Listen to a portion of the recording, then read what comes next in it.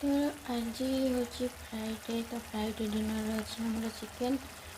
तो ये चिकेन का बनावाई मसला कषा चलुची।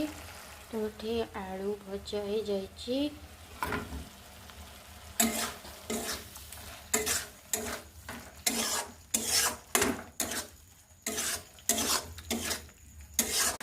चिकेन को भल भाव में धोई से हल्दी लुण आ सोरिष तेल मैरिनेट कर रखाही।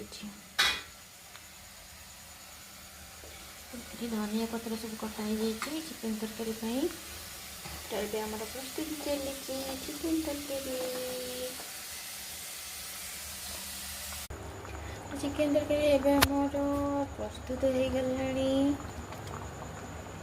पापड़ मध्य छणा हो जाइए।